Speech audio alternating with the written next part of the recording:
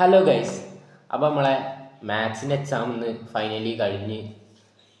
എക്സാമിനെ കുറിച്ചൊന്നും പറയാനില്ല പ്രത്യേകിച്ച്. വളരെ എനിക്ക് ഭയങ്കര ബാഡ് എക്സ്പീരിയൻസ് ആണ് ഉണ്ടായത്. എനിക്കിങ്ങനെ ഞാൻ ഇത്ര ടഫാവുന്നൊന്നും വിചാരിച്ചില്ല. ക്രിസ്മസ് എക്സാം പോലെ ഇപ്പം പബ്ലിക് എക്സാമും അത്യാവശ്യം നല്ല ടഫായിട്ടാണ് എനിക്ക് തോന്നിയത്. കുറേ ക്വസ്റ്റ്യൻസ് ഒന്നും എനിക്ക് വായിച്ചിട്ട് തന്നെ മനസ്സിലാവില്ല.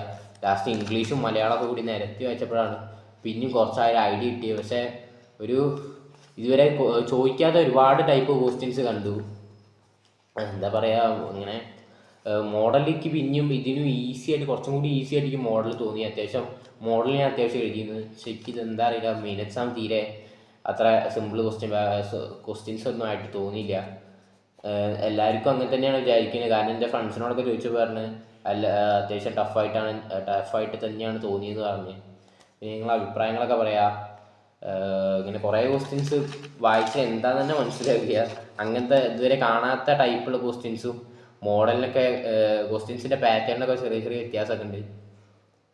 ഇത്രയെ കുറിച്ചൊക്കെയാണ് പേപ്പറിനെ കുറിച്ച് പറയാനുള്ളത്. എനിക്ക് അത്ര സുഖമായിട്ട് തോന്നിയില്ല, ടഫ് തന്നെയാണ്. പിന്നെ പേപ്പറിൽ എന്തൊക്കെ ഉണ്ടെന്ന് നോക്കാം.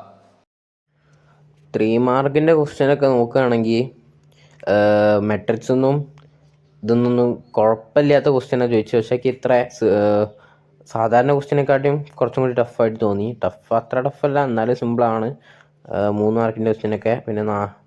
പിന്നെ ചില ക്വസ്റ്റ്യൻസ് ഒന്നും കുഴപ്പമില്ല. 9ാമത്തെ ക്വസ്റ്റ്യനൊന്നും വലിയ കുഴപ്പമായിട്ട് തോന്നിയില്ല. പിന്നെ എനിക്ക് ഈ 11ാമത്തെ ക്വസ്റ്റ്യൻ അതിൽ ഓരോ ഓപ്ഷനൊക്കെ ചെറിയ ടഫായിട്ട് തോന്നി. പിന്നെ അതിൻ്റെ അടിയിലത്തതും എനിക്ക് വല്ലാതൊന്നും അറിയില്ലായിരുന്നു. പിന്നെ ഈ ഗ്രാഫ്, ഈ ഒരു ഏരിയ കണ്ടുപിടിക്കാനുള്ള അതിക്ക് എന്താണെന്ന് തന്നെ അറിയില്ല. പിന്നെ ഈ 16ാമത്തെ ക്വസ്റ്റ്യനാണ് ഞാൻ പിന്നെ മലയാളവും ഇംഗ്ലീഷൊക്കെ വായിച്ചിരുന്നത്. അത് ബേസ് തിയർ ആണെന്ന് തോന്നുന്നു, കറക്റ്റായിട്ടുള്ള അറിയില്ല. പിന്നെ ഈ 6 മാർക്കിക്ക് വരികയാണെങ്കിൽ 17ാമത്തെയും 19ാമത്തെയുമാണ് കുറച്ചും കൂടി വൃത്തിക്ക് എഴുതിയത്. അതും മെട്രിക്സിൽ തെറ്റാനുള്ള എല്ലാ സാധ്യതയും ഞാൻ കാണുന്നുണ്ട്. അതിൻ്റെ ഡിറ്റർമിനൻസൊക്കെ കണ്ടുപിടിച്ചപ്പം കുറേ ടൈം എടുത്ത് ചെയ്താണ്, എന്നാലും കുഴപ്പമില്ലായിരുന്നു. നിങ്ങളെ അഭിപ്രായങ്ങളൊക്കെ പറയുക, സബ്സ്ക്രൈബ് ചെയ്യുക, ലൈക്ക് ചെയ്യുക. അടുത്ത വീഡിയോയിൽ കാണാം.